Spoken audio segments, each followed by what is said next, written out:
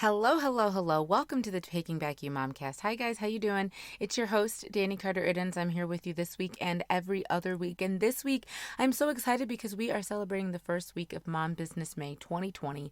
If you don't know what I'm talking about, then girl, we got to get you caught up to speed. Mom Business May is a 30-day online event. It's completely free. It's on Facebook. It's a group that you can join, and I help you start, grow, or thrive in your business. We start from the ground up. We build it up. And so what I wanted to do is I wanted to make sure that we had a component on the podcast as well where, we're talking about building a business, but I wanted you to hear from moms that were building businesses. So our very first guest that we have for Mom Business May, her name is Alison Farber, and she is from Affordable Career Consulting. That's a business that she built herself, you guys, from the ground up.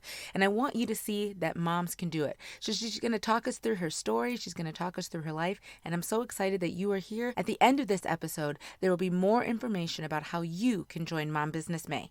Okay, guys, I'll talk to you soon. Coming to you straight from Indianapolis, aka the Circle City, this is the Taking Back You Momcast. The Taking Back You Momcast is a witty, authentic, and sometimes sarcastic podcast for millennial mamas who are in the thick of mom life. And I'm your host, Dani Iddins, wife, millennial mama, motivational speaker, and motherhood advocate.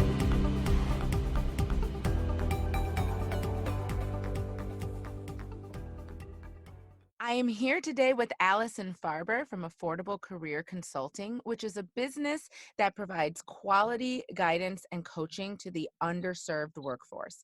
And you guys, this is so exciting. Alison is our first guest on our Mom Business May 2020 series, which is running in conjunction with the 30-day FB event of the same name. So you can still actually join that event on Facebook if you want. I will put information for that in the notes. And today, Alison is going to talk to us about running a mom-owned business and how she got started.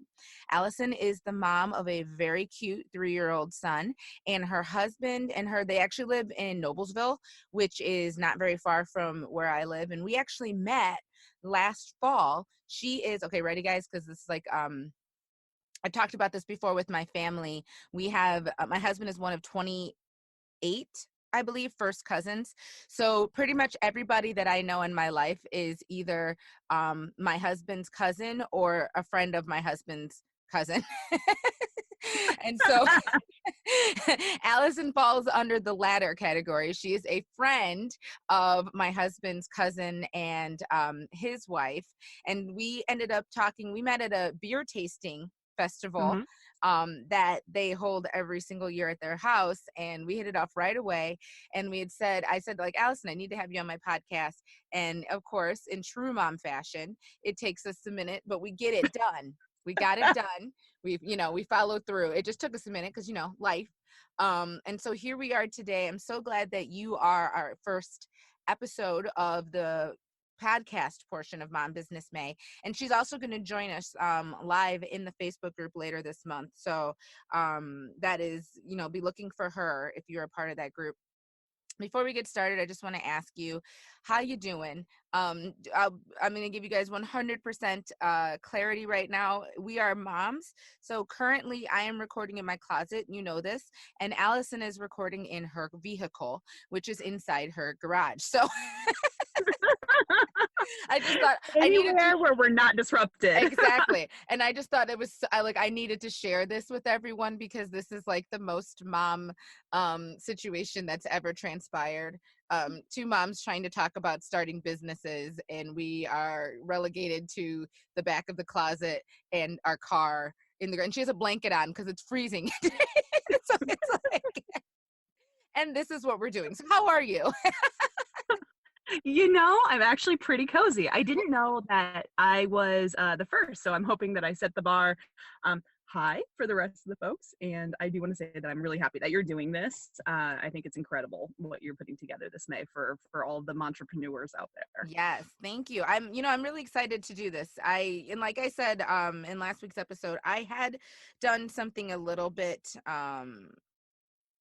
not similar at all. Let's be honest. It was like with the podcast, and then I think I had like cute little workbooks that I gave as freebies, and I did get good feedback from that. But then I had a lot of people that were just like, okay, well, those were great, but I don't even understand internet, so I was like, okay, let's back up, and let me, share some knowledge. And then I really wanted moms who, had walked the same walk, and who experienced the same experience. I wanted them on the show because I thought, okay, this is great in practice that, I tell you, hey, this is what you need to do to build a business, or this is what you need to do to start a business. But I mean, like, if you haven't heard from anybody else, in a similar position as you, it's really hard to visualize where you can be in the future. It's just hard because it's not necessarily, society is not necessarily set up to tell moms like, yeah, you can do this, and so I feel like as many examples as I can get and put in front of our, moms' faces of women who are parents, they're moms, they have dreams and they have aspirations, and they're getting it done. So I figure as many opportunities and as many examples as I can give, the better. So I thank you so much for being on, and just sharing your knowledge, and for following up, because there's so many people where I'm like, oh yeah, I really would love you to be on the podcast, you're super cool, and then like they just fall off the face of the planet and I never see them again. So thank you for following up and being like, hey, let's do this. Yeah, no So problem. Maybe all those other moms are just in orbit, and right. like they'll circle around in another 6 to 12 months, and Exactly. And that's, I feel like that's mom life is, and I feel like that's even with your friends. You have your friends that they're your friends, but like everybody's momming and doing their thing. So yeah, it's like, I still love you, boo. I'll catch you in the next rotation. But we all understand that we've got things going on. So yeah. what led you to start career coaching? Yeah. So, actually, I think I have to go into the way back machine for that, because I actually have been doing some career coaching for a really long time. So very early on in my working career, I have been a boss of other people and a manager. And that's carried with me from pretty much leaving high school all the way up until today. And one of the key components of being uh, a boss, a manager, or at least a decent one, is that you want to consult and be a mentor for your direct reports. And so that's something that has always been a calling for me, something that I've always had a really good knack for. And as I've learned more about the working world and how to navigate it, I've found some consistencies with entry level people and people who maybe aren't necessarily married to their career. Mm-hmm. They're not passionate about it. And that is that they haven't really put a whole lot of thought into what it is they do outside of, when they were children or Right. in college. When it's almost like when you reach that certain age limit in your life, it's like, okay, yep, I found a job, check, check. I know what I'm going to be doing for the rest of my life. Mm. And that often, as moms, I think we can both align to this, that that's often not the case. And the world changes us so much. It changes our interests. It changes, what we prioritize in our lives, what relationships are important to us, what skills we carry, what experiences we've had, that also reflects itself in the world of work, Yeah. which as a career consultant, what I'm able to do is kind of help people along that path to realize that, maybe what I signed up for isn't really where my heart is now. Right. Or, maybe I'm a little bit stuck and I need to get some advice to keep moving forward. Right. And so I was doing that within my actual, my background of more traditional work. And then really kind of felt myself going through that phase as well, where the things that I do, which at that point was sales for a software company, the thing that I do isn't where my passion lies anymore. At Mm-hmm. least not completely. What I really like doing is working with, my team of 14 people and putting them on career trajectories themselves and seeing them succeed and them grow. That's what Right. really gives me happiness. And so with that, I changed over to becoming a full-time career consultant. Well, that's really cool that, and this is a theme that we have discussed before on the show, where I feel like there's a certain point in a lot of moms' lives where, their kids get a certain age Mm-hmm. and they maybe don't need, obviously our children always need us, but they don't need as much hands-on time with you. They might start preschool, they might start pre-K or go off to kindergarten or something like that. And so then you're kind of sitting there and you're like, okay, so I have, and I have a couple of hours, a couple times a week. What am Mm-hmm. I gonna do? My budget does not necessarily, is not necessarily sound enough to spend all that time at Target. So I'm gonna have to figure out, something else to do with myself. So what did I like? What did I enjoy? What was I interested in, either in my career when I was doing that, or even if you had, you were working, you have a career. I feel like sometimes we settle into a specific career because it works well with the schedule of whatever we're trying to do. Like, so we're Mm-hmm. momming. I don't want to rock the boat. This is good now. But Yeah. then you realize, like, well, wait a minute. Now I kind of have a little bit of freedom. And is what I'm doing actually like in line with what I want to do for, when I grow up, quote Yeah. unquote. Yeah. Or, there's also the converse, which is what happened to me, which is like, I looked up and that meme where the dog's sitting at the table drinking coffee and like Mm-hmm. on fire around him. Yeah. That was my life. And it's like, okay, everything's fine. It's cool. Everything is fine. This is cool. But realistically, like, I was spending no time with my family because I was commuting 40 minutes one way. Right. I was good at my job, but I didn't necessarily like the primary part of the role.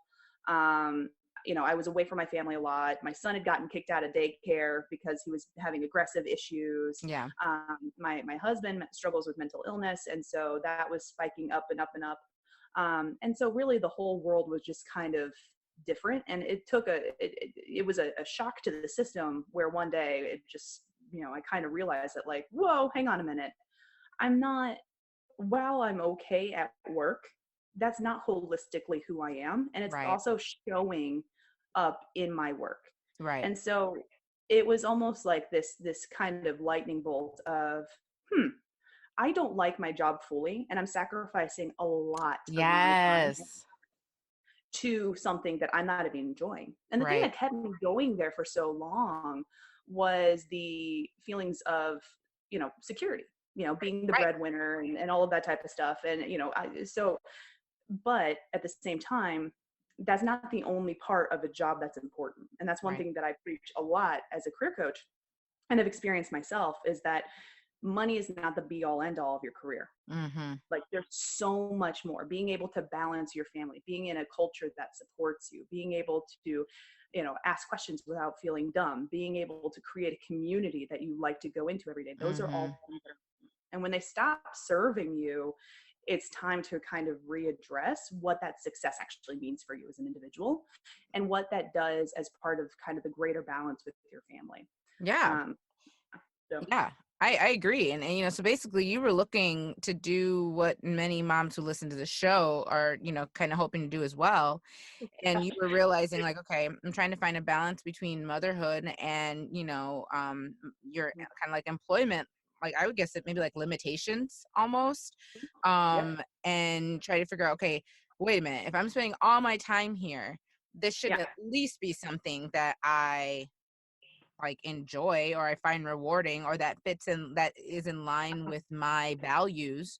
That. Um, because Yes. to give up all that family time Mm-hmm. and to not really feel like, your job is in alignment with your, values in your life, like that's a lose-lose on both Yes. sides. You're Yeah. getting nothing from that. So you realize, like, okay, I have to regroup.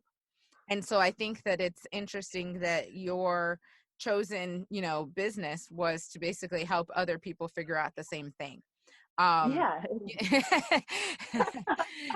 And by the time this episode airs, we will have talked about in the Mom Business May group, figuring out, who your ideal client is. And Hmm. one of the things that I'm going to talk about, so that I will talk about by the time this airs, people have already heard it. But one of the things that I will talk about is you're figuring out who your ideal client is. Hmm. And kind of the thought process is that your ideal client is actually like you a few minutes ago. Yeah. So you're coming to this with like the knowledge, and now you're saying like, okay, I went through this. This is what happened Hmm. to me, and now I'm going to help other people like me in similar situations, Hmm. by telling them how I got through it, over it, through it, whatever. So I think that's really important that that this is part of your story that you shared, that you're like, yeah, I literally was sitting there one day and I realized, like, wait a minute, I'm giving up a lot on both sides, and Hmm. that's not going to work. It's not sustainable. And the Right. money, I mean, cool, that's money, but you can't buy time back Hmm. with your family, and you can't buy time back in your career either.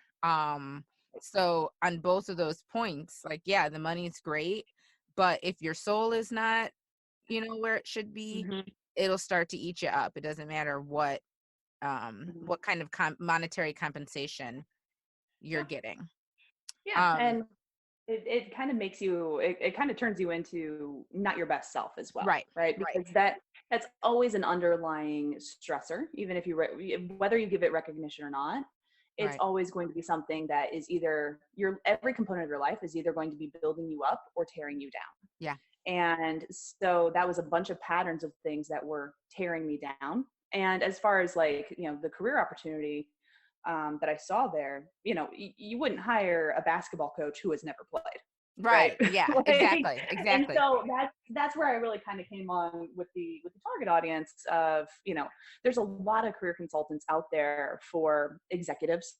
There's a Mm-hmm. lot of career consultants for, teams and, very high level, high visibility professional things. And the sticker price on those is insanity. Right. Um, but where there's the lack of help, outside of, some blog posts here and there, is really tactile help with people who are in these situations Yeah.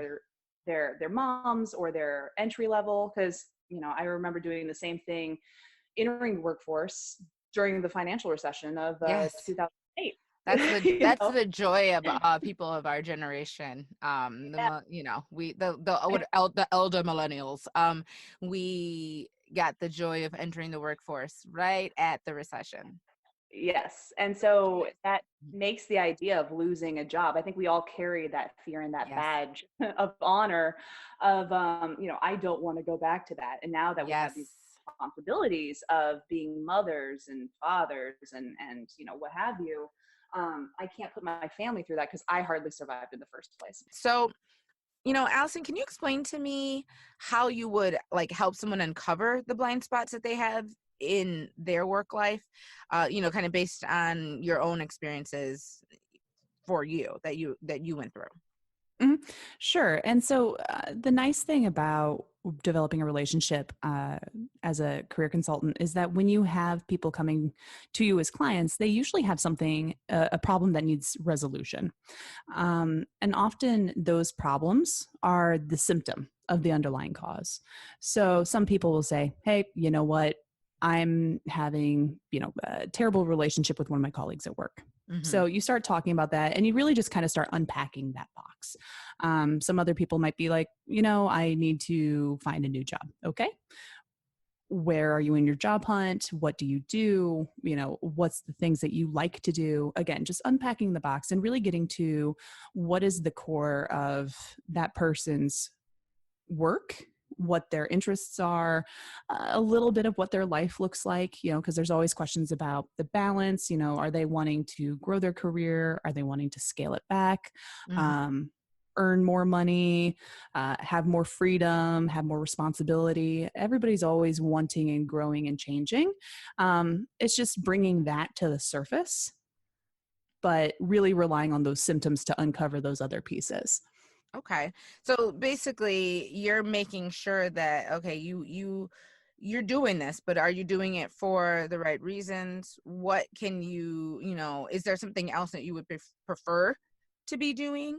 Or can you even do what you're doing now, but in kind of like with a different scope, almost kind of looking at it and being like, okay, how can we make this better for you so that you are, kind of hitting all those markers that you have. Mhm. I really like that, because I think for some of us, we focus a lot on starting your own business or, following your dreams. But sometimes, like, honestly, perhaps it's important to also look at the fact that, okay, well, in your career, how can you make this better? How can you make this some, closer to something that aligns with your, your values, and, stay in that job if you're not ready to go off, on the great whatever, or if you are, okay, well, let's figure out, what are those steps. So Mm-hmm. let me ask you this. How difficult was it for you to decide to finally start your business? Very easy and very hard. Because I took a break from work around January of this year, and I'd already been dabbling as a freelancer. So getting started on Fiverr and those types of things, just to see if there's a, an aptitude, a knack, and, can I really start doing that? Turns out, yes. So I Yeah. started building a client base pretty early. And the consistent feedback that I got was, wow, I can't believe that I'm getting such quality off of this site, which is great to hear. So in January, I exited my job because I knew that I needed to change for myself. And then I was on the path to finding another job, different company, and then COVID happened. Yeah. And so during all of that time, it kind of gave me that, moment of, okay, wait a minute, I can actually make this a full-time business. There's lots of people here that need this help. The writing's on the wall of what's going to happen with this industry. And also, despite, that idea of not having a job and that fear and everything else in my world had gotten better. Yeah. My son was behaving better. I mentioned him getting kicked out of daycare. So my son was behaving better. My husband was having more success in navigating his mental health issues. My stress was way down. My house was finally clean. Right. Listen, I'm going to which tell you. never happens. I would say I can't relate. We are not there in our lives. Our house is actually probably dirtier now. Yeah. And I don't even know how. Yeah. So after doing this, as a part-time thing, I very recently moved into full-time, and even though it's only been a matter of months, it's actually turning into a sustainable business. And I feel like I'm actually working from, like, backtracking a little bit from things that I needed to have done. Not that, like, at the beginning, like, I just wrote a privacy policy for my website, even though the website's been up for quite some time. And actually, this morning I was importing all my contacts into my CRM and, trying to keep the operational stuff on there, because I've just been slammed with actual sessions and clients and helping them grow that, which is awesome. But also it's kind of like, oh, wait a minute, there's other parts of the business that need to happen too. Right. And that's definitely something that is important, because, and that's something that we're going to talk about in Mom Business May. We're not going to go so much into, like CRMs and all that. We are going to discuss them because you need to know what those are. But I think, with websites like privacy policies and stuff like that, I have on my website right now, I have a privacy policy. I have here, I actually have to look at my website because I'm like, what do I have? I did all these things, but that's the law student in me. I jumped on that, right away, because I was like, oh, wait a minute, I don't want to get sued. And so, but for a lot of people, that is not intuitive. I have a website terms of use. I have a disclaimer. I have a privacy policy. So all of those things are, yeah, you're right. They're super important when you're starting this business. And I think what happens is it scares people away. They're Mm-hmm. like, whoa, wait a minute. Hold up, girl. I have to have a who? I need to have a what? And I need to Yep. do when? Oh no, Mm-hmm. no, I'm Yeah. out. And it's Yeah. scary. But I think that if we have, someone like you who can say like, okay, hey, I was doing this and I was like, oh snap, I got to do a privacy Mm-hmm. policy. So you already got started. You didn't have to wait until all the puzzle pieces were perfectly aligned before you, got going. And I Mm-hmm. think that's a common theme. I just did I did a Q&A session last night on Zoom with a few people, and one lady stayed on longer than everybody else, and we were talking, and she was saying like, oh Dani, I love what you're saying in the Mom Business Make group, but here's the deal. I can't, I have to finish my website, and I have to get everything loaded and looking how I want it before I can start my business. Nah. And that girl, that's exactly what I said. I was like, honey, the more ratchet, the better. I was like, Mm-hmm. here's what you need. I'm gonna tell you what you really need. And I said, you need an email address and PayPal or Venmo. Mm-hmm. I was like, there you go. So you Yep. need a way to communicate with your clients, Mm-hmm. and then you need a way to get paid. Yep. And everything else is It falls in fluffy. line. Yeah, Mm-hmm. it's fluffy and cute, and you'll get there. Mm-hmm. But as long as you have a way to email these people, and I said, now you do virtual stuff. So, all right, get yourself a free Zoom account. Mm-hmm. Boom. Yep. Cool. I was like, you've spent exactly $0, Yeah. and I think that's what it is, our mom side. And also I think it depends on your personality type. Mm-hmm. You get stuck in the details. And so, and it's very easy to do. I fell into that trap of, oh my God, okay, I have to have the most beautiful website ever before I could even tell anybody about this. Or I can, I need to have this set up. Or oh wait, do I have, my Calendly connected Mm-hmm. to my, Yep. and it took me like another 6 months. Before you even started doing what you needed Right. to be doing. Mm-hmm. Right. Before I even told Yeah. anybody what's going on, Yep. And I Yep. had all these people that were like, you do that? I had no idea. Well, and that's because I spend so much time, but my website looks real Oh, good, preach. but like, who cares? Like, honestly, Yeah. who cares? Yeah. So Well, and I guess the thing is that the thing that who cares, that is so intrinsic of how most women think, because right, we have this thing where it's like, a lot of times it's like, oh, okay, well, if you fail, get back on the horse, right? right. For women, it's like, if you fail, well, That's just it. stay down. Don't ever ride the horse again, Yeah. right? Never, And also, ever. Oh my God. never, ever. Don't Yeah. try it again. And that's one thing that I think all entrepreneurs have in common. And that's something that I, from the grace of God, have the experience from working with some startups and things like that in my past, is that failure will happen. Yes. You are going to make mistakes. You're going to have hard lessons. It's how you learn. It's how you grow, and you Yeah. apply those. Yeah. And you can speak with other people who have that experience. There's a lot of people out there who are willing to help. But when you're getting started, like, focus on what you know. And even for me, scaling my business, how I first started finding clients was, and I actually need to expand my offerings back on Fiverr and some of those other services for freelance work, is I started giving mock interviews, because that was the one thing that I was like, yes, I know exactly how to do this. I have been interviewing people for 15 years, Right. but I can't, as an interviewer, I've never been able to give them feedback, even though every single time I want to tell people like, nope, that's what you did wrong. That's Don't what you say did that. wrong. Don't Yes. say that. Right. And so I started with what I knew, found some clients, then grew, right? Found something else that I know how to do that's, lateral to that, grew a little bit more. And then eventually there's a customer base, there's things clicking, all that type of stuff. And then it's like, okay, now I can really focus some of this attention into, all right, I should probably think about having a blog, but I don't know anything about SEO, right? How do I get people to read my blog? Still trying to figure that out. And that's okay. And that's okay. Yeah. Too. And really what you did is again, what we're going to talk about is you built your brand. You built your brand. You got people listening to Alison Farber. Mhm. And then when you started to expand what you did, people were already on board because they were on board with you. Exactly. And And personal that, branding is huge. right. Yes.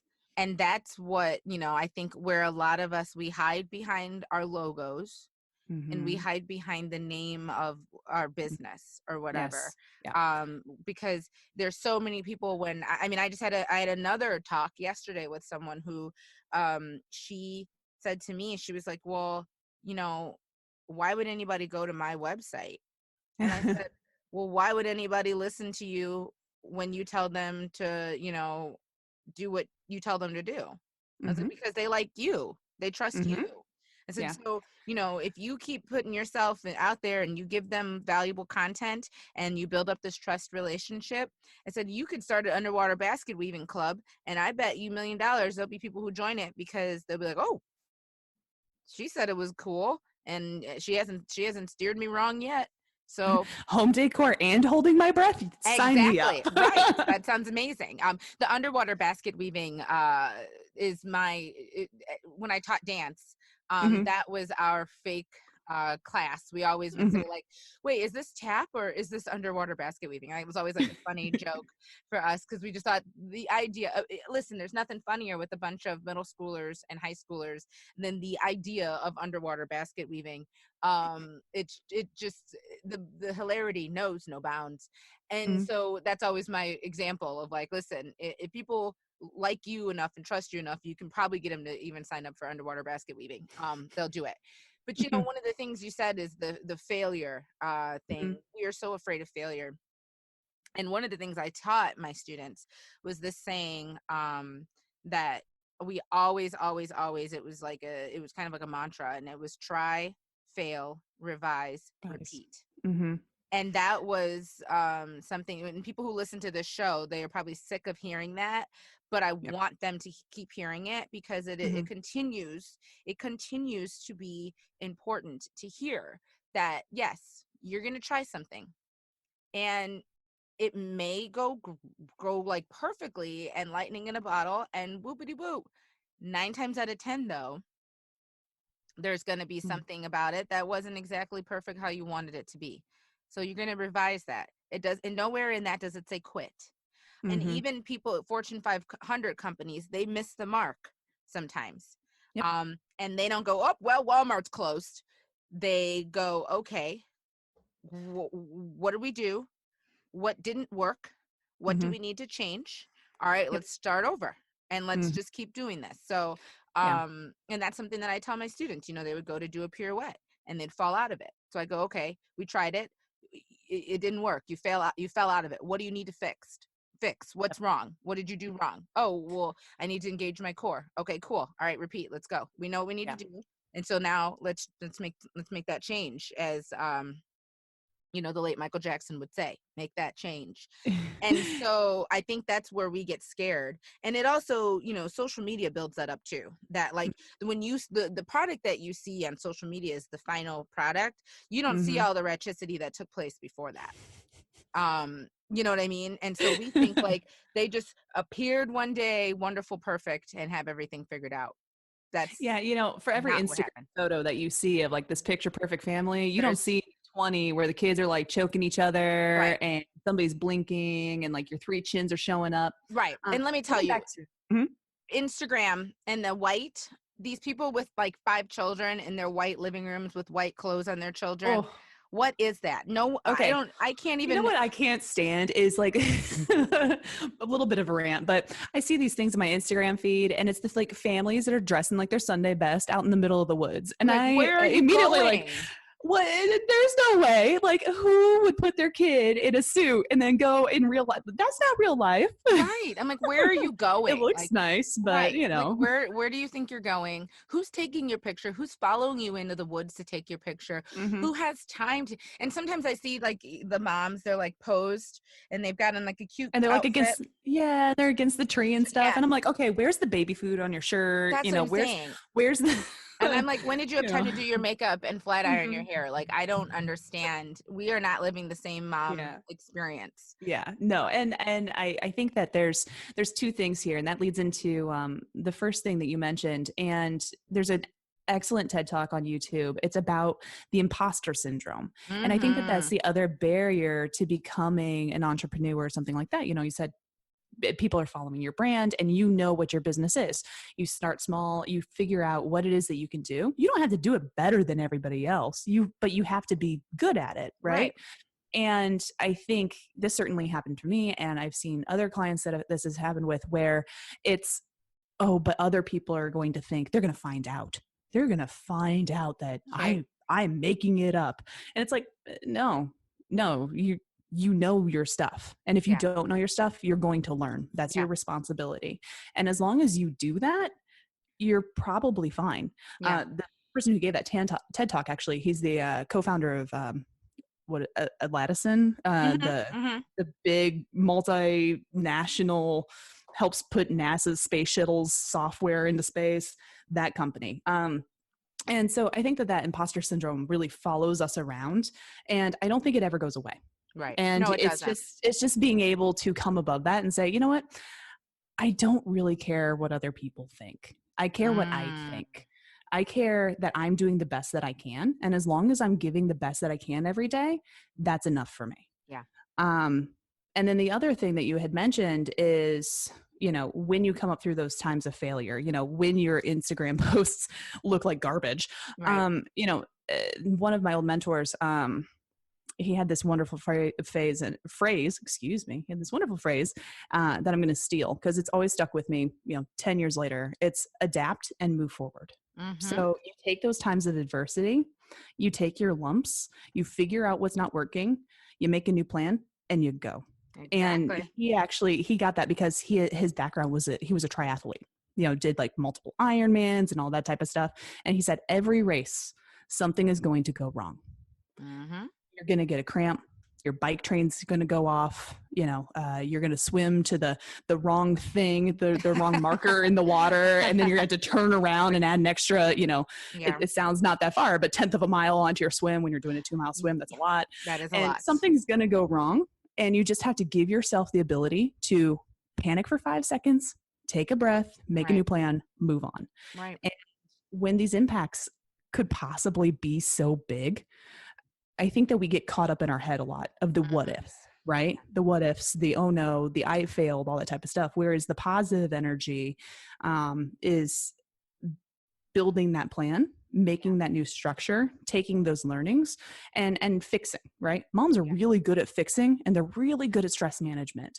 Yeah. But a lot of times they don't relate that to their jobs and to their goals outside of momhood. And I Right. think that that's a huge miss because they don't think that those skills that they have as a mom are applicable to work. And they And absolutely are. and that's why, you know, kind of lesson 1 of Mom Business May was about that. Is Mhm. literally taking things that you know how to do and figure out like, hey, wait a minute. I run a budget for a family of 5. That ain't easy.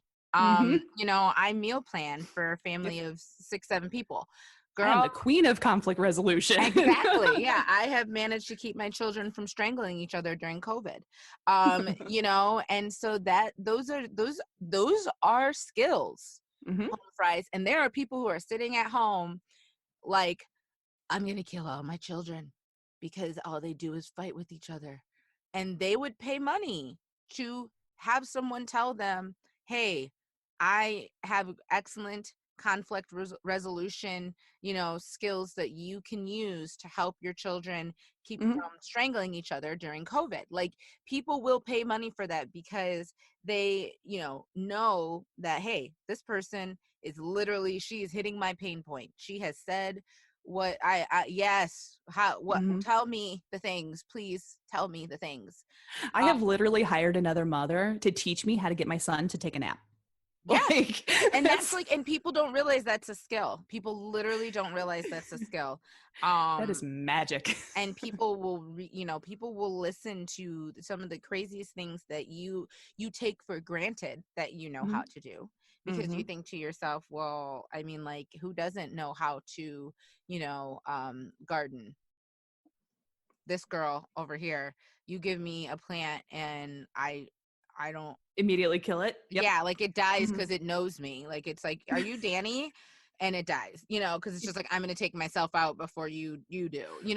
So I mean, like, yeah, I'd watch something on somebody. Luckily, I happen to be married to a landscaper, so I haven't done any watching because he planted stuff earlier this week, and my response, he was trying to tell me about it, and I said, yeah, just do it because I know you're gonna make it look nice, so I don't really care. But I know it's gonna look great, so I trust you, which is probably another thing too, the delegation and learning how to be okay with not knowing something. So I was like, I don't understand how to plant and I don't understand gardening. You do, babe. So take it away, and I trust you, and I'm not going to stand over you and try to make you, Yep. you know. And tell me if you need help. Right, exactly. Like, let me know if I can get a wheelbarrow going for you. That's about where I am, and that's okay. But yeah, there are so many people that would take what you do, and they literally, and a lot of times it's stuff that you honestly are like, for real, you don't know how to, okay, I guess I'll tell you. I created a meal plan calendar on Excel, and I brought it up one time. I was at a MOPS meeting, and I was saying like, yeah, at the beginning of every month, I just start my meal planning. I do my meal planning calendar. I said, and that way it makes it easier to grocery shop because I only buy the things that we need according to the meal, planner. I said, so then my budget is my food budget is tied into the meal planning because I know like, okay, this is what we need. And I had a mom at my table go, oh my God, can you send me that? And I was like, yeah. And she's like, I literally don't know how to do anything. And she goes, do you have recipes for what you cook? And I said, well, no, but I mean, I can throw some together for you. And she's like, can you give me your meal plan and all your recipes? Yeah. And I literally looked at her like, she could have fallen from space the way I looked at her. Cause I was like, what are you talking about, lady? I was just literally telling y'all about like day in the life of Dani. And so I sent them to her. And then I thought to myself, well, there's probably a ton of other people who would love this. And so my husband and I, we just revisited that last night. He was like, hey, did you ever get your meal planning and recipe, recipe book together yet? And I'm like, hold on, Mom Business May, give me a minute. But you know what I mean? Like, it never even occurred to me that somebody want my exactly. my Excel meal planning sheet that you can change for every month, And I was like, well, really, you could probably fix your whole year, because I'm like, and I'm thinking, I'm like, you actually want me to tell you that? Like what? And so that's what it is. We need to realize as moms that we have so many skills, that are, that can equate, into a business or into something. So you were 2 steps away from monetizing that. And similarly, I at one of my former workplaces, I always had employees comment on my leftovers and how good they looked and things because they were young and don't know how to cook. And so I actually started cooking extra and selling my leftovers for $5. There you go. And just telling them what I was cooking for dinner that week. And I'd had people sign up and I would just, make an extra $100 a week or so on the things I was already doing. And that's what it is. Yeah. And so finding those skills, I think, is a huge barrier for moms who are considering entrepreneurship. But there are ways to kind of mitigate those risks by trying it as a side hustle first. So let's call a side hustle what it actually is. It's a second job. You have to allocate time for it. But there's a whole other podcast. Sorry, am I allowed to plug another podcast? Yeah, you can. On your podcast. Yeah. It's called Side Hustle School. And it's been around for a long time. And it's just people's stories of how they've created businesses and things like that, doing skills, finding niches out there that they realize that they could do. And I highly recommend if people are trying to figure out, like, yes, I know I want to start a business, like, girls, I got you. That's been me for years. I know I want to start a business. I know I want to do this for myself, but I can't do anything. Right. Well, you probably need to limit your scope a little bit and think about the different components of your life. Like, lay out what you do at your job, right? Lay out what you do for your kids. Lay out what your hobbies are. Maybe even stuff that you haven't done in a while, like, extracurriculars that you did in high school and college, athletics, whatever it is. you have so much skill, aptitude, and things that you can apply to work. But I think that when we think of ourselves, we put ourselves into these buckets, right? And we never really take the time to take apart oh, you know what? I am actually really good at that. Unless it's like a creative hobby. Like if you Right. know that you're really good at drawing, okay. But then imposter syndrome comes in of who's going to actually pay me money for my artwork? It's not People that will. great.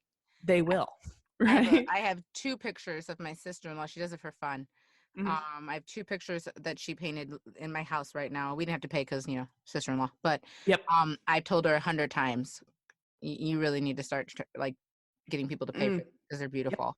Yeah. And she's like, oh, it's just something I do for y'all, And I'm like, yeah, that's cool, but you should get paid for it. Yep. My mom right now, bless her heart, it's her way of giving back, but she's sewing face masks. Yeah. And they're beautiful. They're practical, they're beautiful, they're washable, all that other stuff. And I was like, Mom, if this wasn't your way of giving back to the community, this could be a way that you could make some money. And Mhm. she might need to start switching over to that because I think we're gonna be wearing face masks for a minute. For a long time. Yeah, yeah. You might as well just start making designer face masks, Yeah. I'm going to start matching them with like my shoes and my purse. I mean, like literally send her my name because I've already had that thought, like, okay, I'm gonna have to just like face mask but make it fashion. And so like I will buy face masks that go with my outfits because I'm that extra. Yep. So yeah. But yeah, and artwork and things like that. And it's it's the underselling of your own skills and the feeling like you're going to be a fraud if you try to monetize those things that really inhibit a lot of people from pursuing their dreams or from really giving themselves a fair shot in whatever it is that they want to do. Yeah. So it's really nice from my end of things to be able to help people unlock that and give them the inspiration and have them kind of work on that and work through it. But it's also really nice to be able to hear other people's stories like yours, where it's like, oh, hey, yeah, we have the same experience. We're not alone here in these feelings. Yeah. And I think that's probably the biggest thing that, that's the reason why I started Taking Back You was because I had so many feelings that I was on my own, that I thought like I was the only person that was feeling this way. And then when I started talking to other moms, I realized, oh, wait a minute, this is deeper than just like, I feel isolated, or I feel, guilty because there's something that I want to do outside of being a mom. There was a lot, I was getting that a lot. And then when I would always say, well, like, let's do something about it, that's when I was met with, oh, I couldn't possibly. Oh, I can't. Yes. It feels like a betrayal. Yeah. Yeah. It feels like a betrayal because, and we've talked about this, offline and everything else, but you, as soon as you become a mom, or sometimes even beforehand, you're conditioned from a very early age to be a mom, to be a provider, to be the domestic caretaker. And so when those responsibilities come on, it's really hard to let that go. Yeah. One, because you identify a little bit yourself that way. But even if you don't necessarily have that strong of an identification to it, other people put you into that mold. Yes. I told my mother-in-law the other day that I don't think that she can name the last company I worked for, or my current one, or what I did. That's not what you really do. Because remember, I am the baby maker. Yeah. Yeah. That is who I am in a hole. And when you're kind of forced into those corners, it's really hard to take back, using your podcast, to take back yourself and say, no, being a mom is a very important part of my life. Right. It's probably one of the most important part of my life, but it's not the entire thing. Right. And a lot of women, especially a lot of working moms, that gets so far out of balance that they don't do either well, because they feel guilty for being at work and being a provider and having something for themselves. But also they're not being present at home because they feel like they have to shut off the mom part of themselves while they're at work. Yeah. And so, work-life balance, there's this kind of fallacy of you did a podcast on this one. It was excellent, of the fallacy of being a woman who has it all. That doesn't exist. No. Because if you try to have it all, you're going to have nothing. That's just it. So you need to be able to have everything within reason and understand that when you put your effort into one thing, something else is going to by nature be less. And, sometimes that is starting a business. Then you're going to have to ask your partner or your tribe or something like that to help step up to take care of the kids, especially if they're young.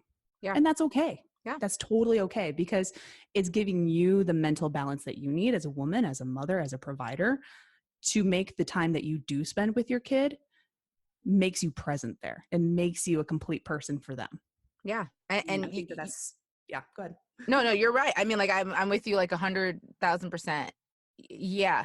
It's, and I think too, and this is something that I speak to a lot of my groups about when I go speak to groups, which, side story, I think this is really funny. My mother-in-law just found out I was a motivational speaker.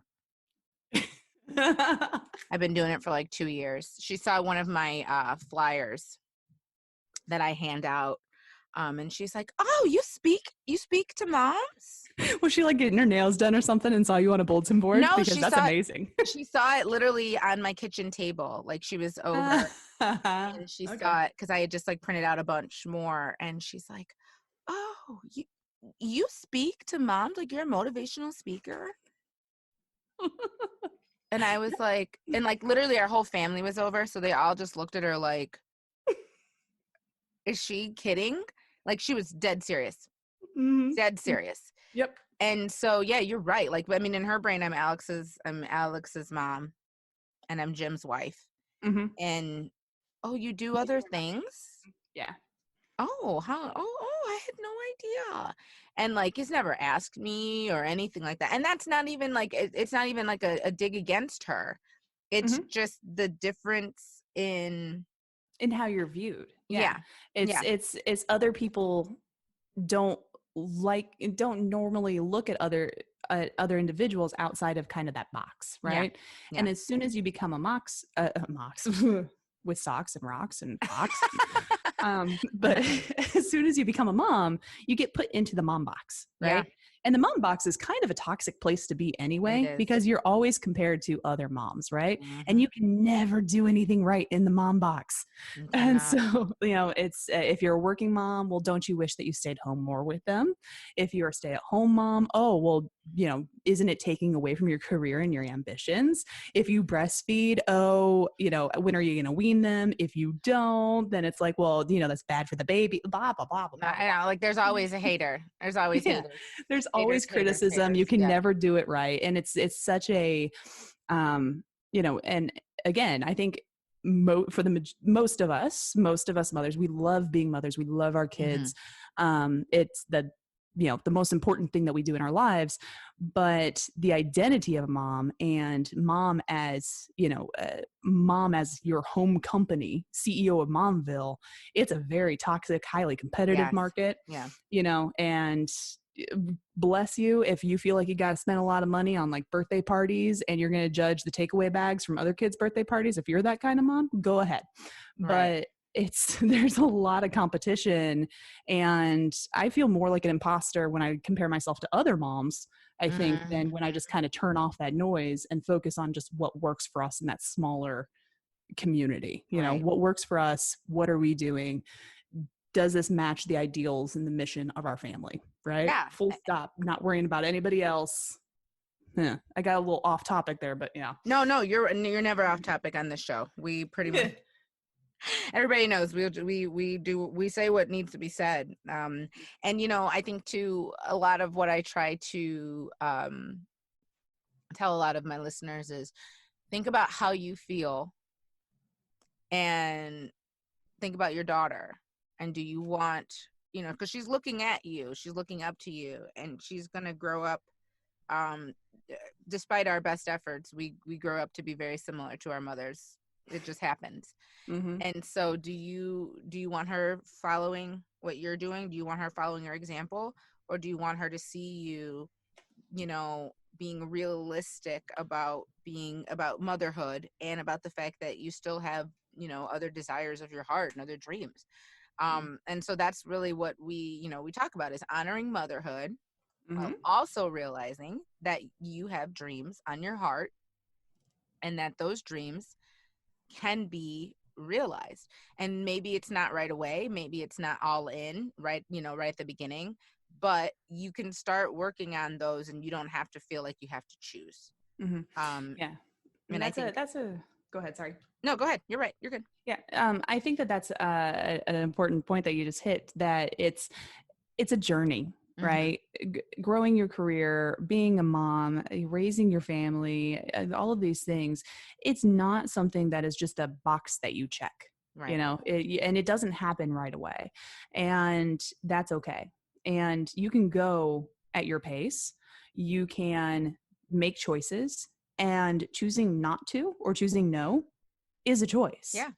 And a lot of us fall into this trap of feeling like we have to be perfect right away, right? We experiment, it doesn't work, we quit. Or things don't happen because we set arbitrary timelines. But you mentioned having a recipe business thing, and when you were asked about it, you're like, no, I have this other project I have to work on. That's taken a pause. I didn't forget about it. It's Right. still something that I'd like to pursue, but now is not a good time. It's going to go backlog. And I think that prioritization and that not taking too much on yourself and giving you the space is a really healthy way of looking at the operations of your life, really, both for parenthood, but also, the other things that maybe we ignore, where,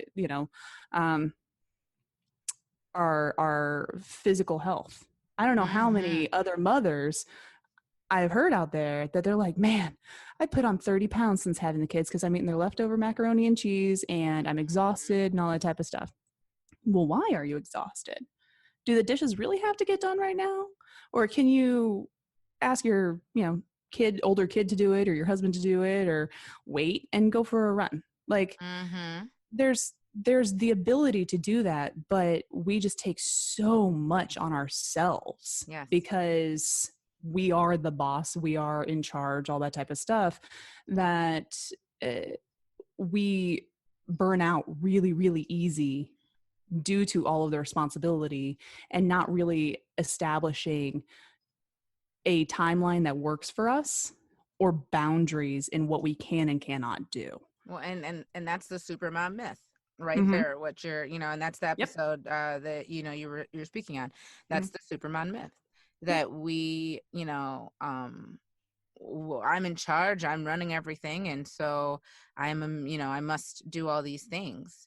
And to the detriment of myself, the martyr role. Okay, cool, you're a martyr. What are you gonna get out of it? Yeah, what are you getting out of that, being a martyr? And so I think you're right that we have to step back and kind of realize, like, okay, you can, if you're sitting up there and you're 30 pounds heavier than you want to be, you're exhausted, you don't even have the energy to play with your kids, even if you were so inclined, like that's a problem.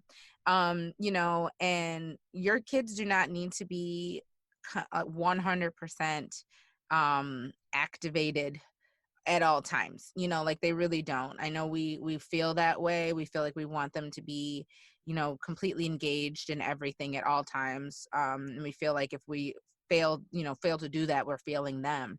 But, like I work out at least 5 days a week, and I do a half hour. I have my little Active by Pop Sugar app on my Roku. And my son knows when he hears, usually the girl's name is Allie, and she starts, which is funny, her name is Allie. She starts talking. He goes, oh, okay, mom's working out. He knows her voice and he knows that I'm working out. And what's funny is he'll sit there in the chair and watch me work out. It's like enjoyment for him. He's like, oh, this is entertainment. He'll watch me work out, and then he knows when I'm done working out. He literally, and this is how well I've got my son trained. He will get me a glass of wine. He will. He'll say, like, Mom, or he'll go, Dad, can you get Mom a glass of wine now? She finished her workout. I'm like, yes, man. That's A+ skills right there. Yeah, like my man, because I had said, I was like, well, I like wine and I like to work out. And so I said, okay, well, I'm going to make whether or not I get a glass of wine that day the condition of working out. You know what I mean? Working So out, like, so I can work out I and then I can love get a that. glass of wine. So he knows like, oh, mom did her workout. Dad, get her some wine. Mhm. You know, and like, and that's okay. Like your kids know. And I'll be honest with you. When I first started working out at home, because usually I go to the gym, but obviously Mhm. COVID's not a thing. Yep. That's not a thing anymore. I started working out and he didn't get it. He was talking to me. I'm like dying. You know, I can't. He's asking me, you know, where his other sandal is. And Mhm. it took about a week for me to be like, Alex, when you see me working out, that is mommy's time. Go do something with yourself. Like Mhm. you gotta give me 25, 30 minutes so Yep. that I can feel better. I can be energized. I can be healthier, and we can then go on about our business. And he learned. Like, yeah, at first it was annoying because I was like, okay, dude, what do I look like? Do I look like I'm like in shoe finding mode right now? But it was good because, you know, it took about a week and then he was like, oh, okay, well, this is mom's time. And then he thought it was funny and he started watching me work out. Like, one time, last week, he was eating popcorn. He was sitting there Yeah. eating popcorn in the chair watching me work out. I'm like, you want to join me? Nah. I'm like, No, okay, I'm good. I'm This is good. my entertainment. Yeah. Um, You know, but, and I think that's part of it too, is that we're like, oh, my kid's going to bother me while I try to do this, or my kids are going to bother me while I try to do this. Yeah, probably when you're starting that mhm.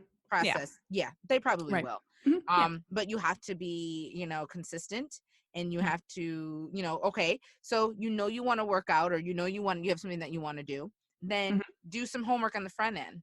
Figure out some Mhm. activities. So okay, when mommy's working out, here's your coloring book. I want you to sit there and color or Yeah. something. Yeah. And be flexible too, right? Like Right.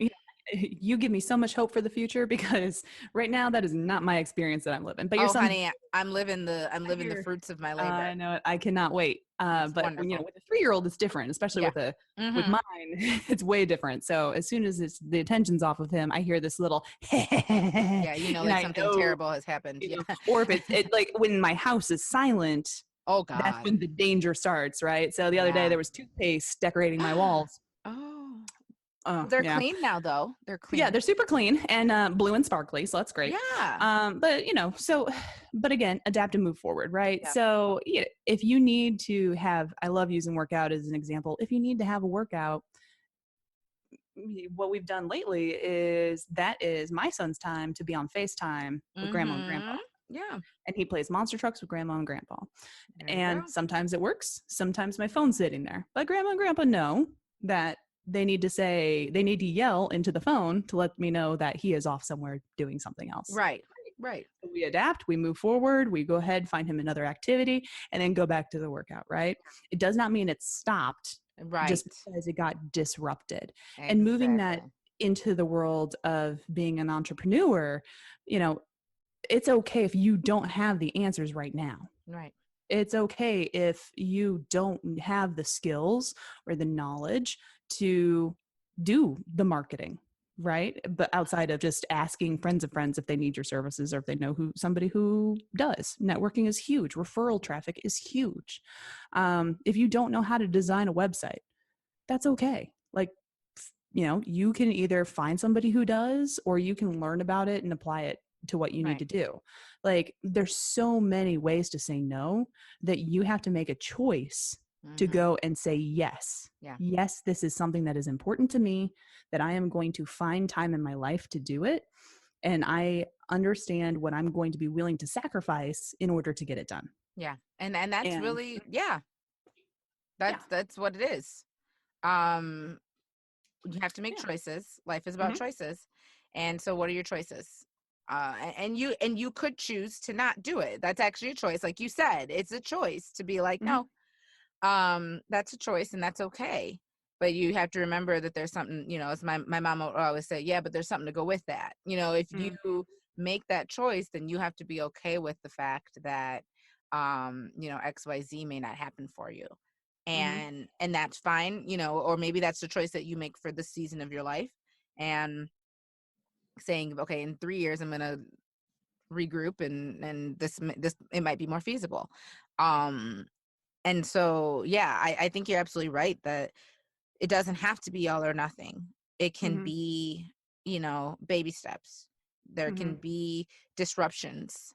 There can be, times when you're inconvenienced, but you still keep, plugging, Yeah, plugging you away. keep fighting at it, and also when opportunities do come up, that you jump on them, Yes. right? Yes. You jump on them, even if you're not 100% sure.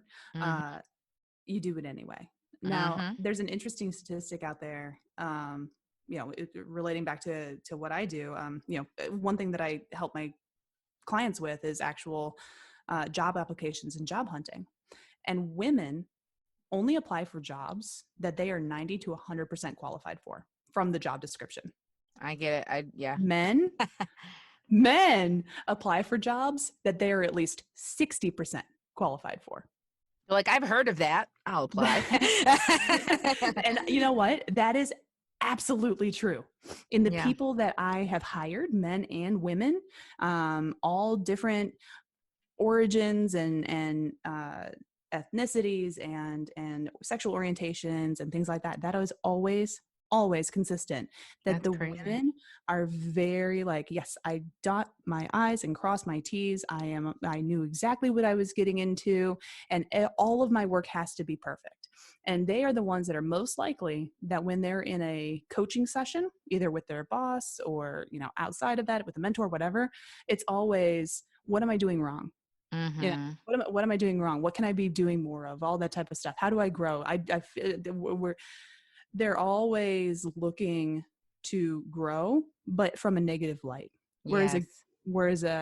usually the men will come in and they'll say, okay, so I'm doing good, right? Did you see this awesome thing that I did? Mhm. What do you think about that? And it's just this interesting dynamic of women always self-criticizing, always wanting to do that improvement, kind of to their own detriment. And so Yeah. they're less likely to take those shots again. And I think it's kind of that confidence of like, when you're a woman, you fail and you carry that failure for you forever. Mhm. Whereas if you're a man, you have a lot more forgiveness, because you kind of expect to fail. And I think that we're set up like Wow. that, from a young age, and it's just kind of reinforced from there. But it's interesting to see that, within my own world of work, and to kind of work with women to get around that, Yeah. and to be able to say, no, I will figure it out.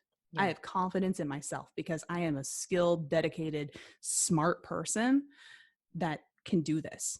I figured out how to be a mom without any Mhm. instructions, and my house isn't on fire. I have some pretty good kids. That means that you are really, really good at what you do. Mhm. Um, so applying it to an entrepreneurship, whatever that might end up being, I think that's, if you take the same aptitudes that you have as developing and running your household and you apply it to a business and a way to earn money, you're going to be fine. You just Yeah. have to give yourself those allowances.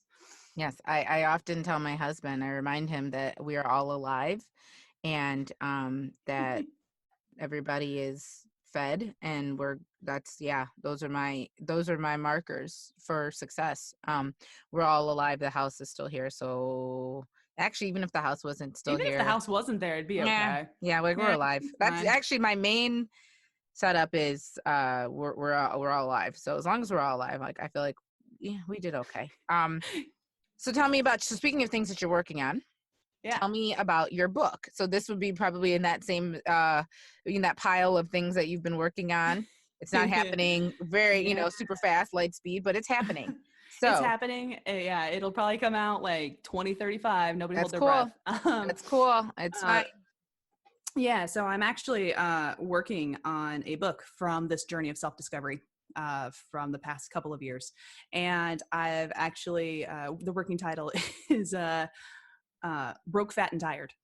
Cool. Because when I'm looking at my life, or what my life was, at some point, all of the inefficiencies, all of the conflict, everything else, my husband and I had wound up there.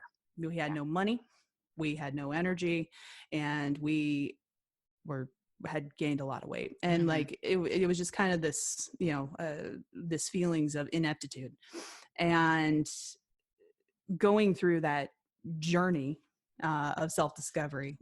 Read a ton of books, looked at a lot of different ways to try to circumvent these things. But nobody really talked about how holistic finding that personal healing and that personal growth and that journey was.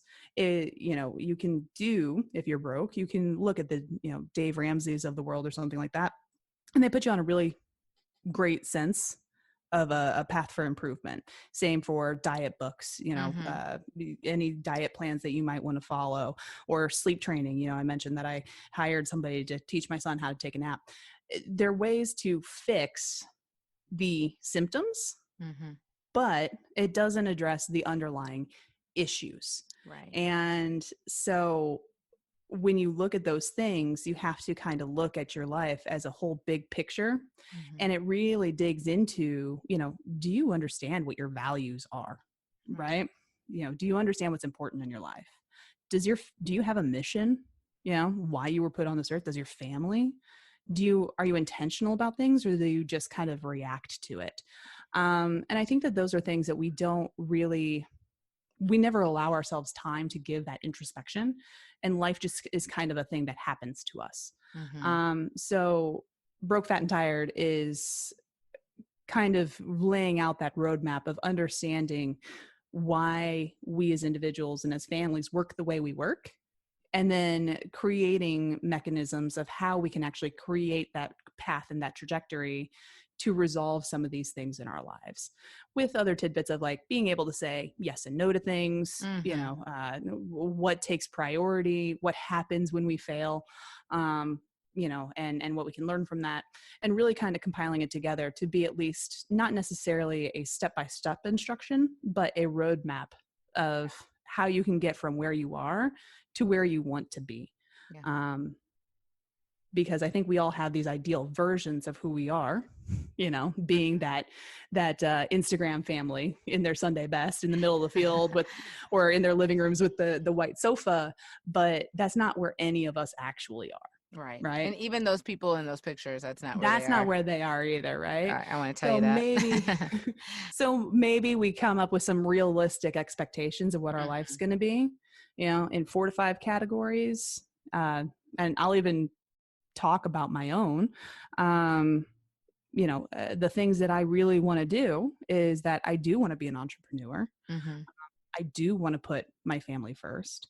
I do want to focus on my fitness. I do want us to be financially, not necessarily even wealthy, but financially solvent. Right. And also community. We want to grow our community and have a network and a wealth of friends. Those are things that are important to me. Luckily, those are things that are also very important to my husband. But when we look at our day-to-day lives, we are not living those truths. Right. It was way out of whack. So now putting those things together piece by piece, we did this, we're continuing to do this. How do we grow next? Right. Yeah. So that's the framework for it. Broke, Fat, Tired. Look for it at Amazon in 2035. I'll say coming at you. Time it comes out. Yeah, but it'll right be about the really time we get out. Right around the time we get out for COVID, it should be. yeah. Once, geez, we'll be old ladies by then. We were talking before this podcast about how the past 2 months have felt about like 4 years, and also like 3 days at the same time. That paradox is, I'm still coming to grips with that, but that's literally how I feel. It's like it's been all the time and none of the time at the same time, and I'm not quite sure how, but there you go. It's one of those mysteries of life. So before we go, I want to have this conversation with you really fast, because I ask my listeners I ask my guests, and my listeners know this, that I ask my guests to share something interesting about themselves.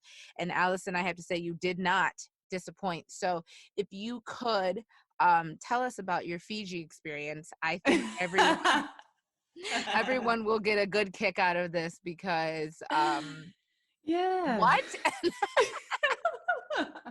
Yeah. So way back when my life was way more interesting, I had taken a trip to, I studied abroad in Australia for a year. And on the way back, I actually had a layover in Fiji.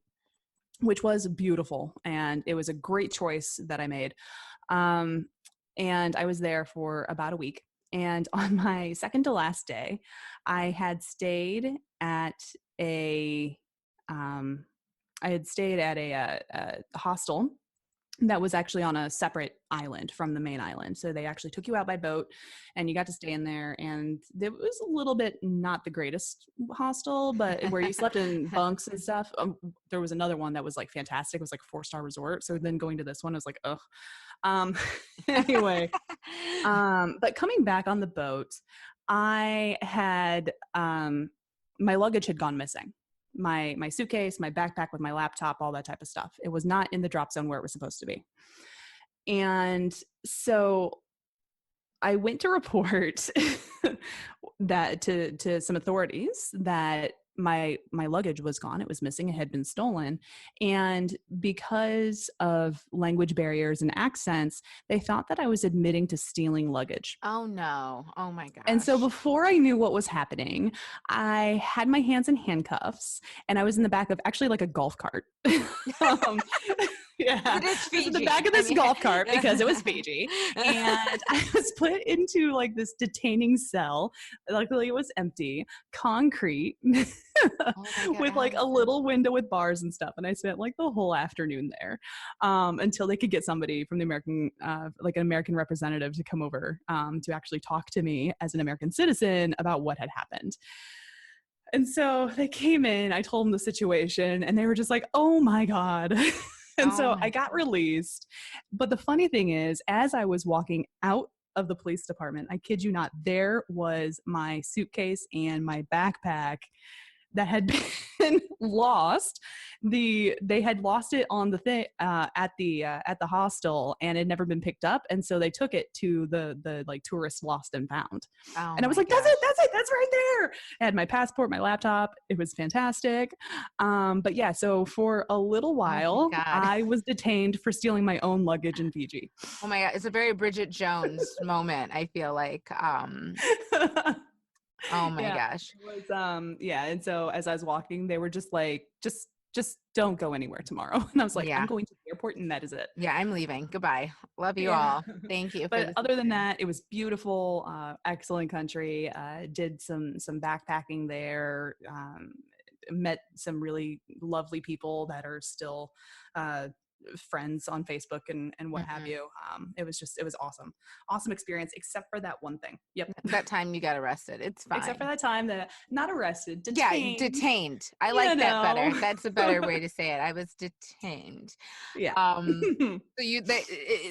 the best part is that they legitimately thought you just rolled up and was like, I stole some stuff. Yeah. I don't know what kind of criminals they have or what people get up to when they're on holiday, but yeah, they just I just feel like telling you I stole some stuff. I just felt real guilty about the crimes I committed. So I don't have clean. I don't have the things I stole. I just want to let y'all know I just did want to it. let you guys know I did it. So that's amazing. Well, listen, thank you so That's awesome. I read that and I was like, what? But listen, and see, this is what, and I want to yell at you for one thing. You said back when your life was way more interesting. No, my life is actually very interesting. I was going to say, I would posit that it's very interesting at all times. And it's really what the world says is interesting versus, what is actually interesting don't necessarily coincide with one another. But I would posit that your life is very interesting. And I think that it's, right. So what I'm going to tell you, but seriously, is like, I thought that was so cool. And I was like, really? Like, who gets detained? Like, and you guys, you should see Alison. Like, she's like the sweetest woman, like the most, so when you say like she was detained in Fiji, like you look at her and you're like, what? Like, who even? Tell me I don't look like a hardened criminal. Yeah, you do not look like the people that, when you think of people who are detained someplace, you don't fit the bill. I'll say that.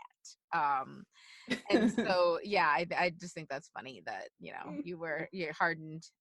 Your days is you're half a day. My life with crime. There it is. There it is. Listen, you've risen above it. And I got out of Fiji. Yeah, you got out of Fiji. You came home and everything was fine. I even graduated college that year. See? Woohoo! You did something with yourself. No. Okay. So, all right, let's get off of here. So thank you so much for joining us today, Allison. Yeah.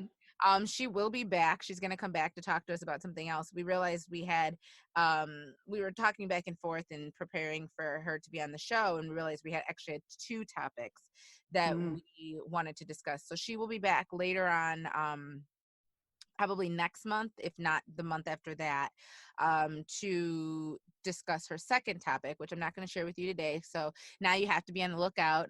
It's a secret. It's a secret. We're building suspense. Okay. Mhm. So if you want to learn more about Allison and what she does, visit affordablecareerconsulting.com, and Allison can help you start the journey towards your dream job, or she can help you figure out, like, okay, I want to start something. What do I do? What do I need to focus on?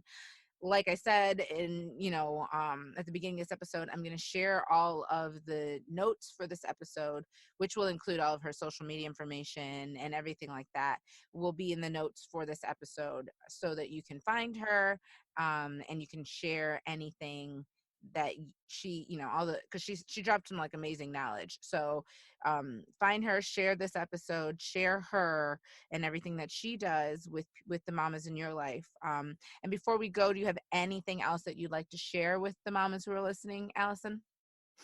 Yeah, I just want to encourage everybody who's listening. Like, if you guys have an inkling of that you have a calling and that you have something that you want to do, especially since we're an Entrepreneur May, pick the brains of all of these moms on the show, pick the brains of Dani and myself. We walked that walk. We can help you through, but it is so amazing to go on the adventure of starting your own business and to really do that. So, just really think about it, reach out, build your community. I'm so excited to be part of this community that you're building, Dani, and I wish the best of luck to everybody out there. Well, thank you. We all need luck. So thank you so much. I appreciate that. And like I said, thanks for being the first guest on the podcast leg of, Mom Business May. And if you want to join the group that we were talking about, if you're hearing Mom Business May, and you're like, wait, what? I want to be in that. It's not too late to join us over on Facebook. You can go to DaniCarterIddins.com/MBM2020. So that's MBM and then like the year 2020 to join the group. And enrollment is going to be open until Saturday at midnight. The reason I'm cutting it off on this Saturday at midnight, so it'll be Saturday. I'm terrible with dates. Let's see. Saturday, I'm looking at the calendar on my computer right now. 9th. The 9th. Okay. So Saturday the 9th at midnight. So it'll be like 11:59 to make everything easier, because the things that we are doing in the group are they're a pyramid, and it's built up to like kind of the peak. So right now we're starting in the foundational stuff. So you can do that. You can hop in right now and still be able to join us. But once we get past Saturday, you're gonna, it's gonna be hard to catch up. It's not to say I would never offer this again. It will happen again, but this is, get in by Saturday so that you can be a part of this, and it's going to be really cool. I'm really excited to see what comes out of this. So Allison, I thank you so much for being a part of this as well, and for offering your expertise and for sharing your, being transparent and sharing your story. So I'm going to end today's show with just, being really excited about the future. I know that there are a lot of reasons to be not excited or to be nervous or anxious, but I think that there are a lot of things to also be super excited for. So thank you, Allison, for being on the show. Thank you, everybody, for listening. I will talk to you soon. Bye. Hi, I'm Dani Carter-Iddins, motivational speaker, entrepreneur, and the founder and creator of Taking Back You. The month of May is so special for moms, and this May should be no different. And Mama, you are facing a unique opportunity right now. This is the perfect time to get started on that dream business that you always wanted to start, or to level up the business that you've started but haven't had the time to grow. And that's why I created Mom Business May. Join me for this free 30-day online workshop that takes you step by step and shows you how to start and grow your own business. And even better, throughout the month, I'll be joined by an amazing group of mom bosses whose main goal is to help you make your entrepreneurial dreams your reality. Just think, by this time next month, you could have the beginnings of a great business on your hands. Claim your spot by visiting facebook.com/groups/mombusinessmay2020 or visit DaniCarterIddins.com for more information.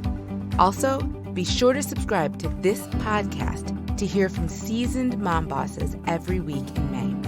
This May is going to be one for the books, and I can't wait to get started.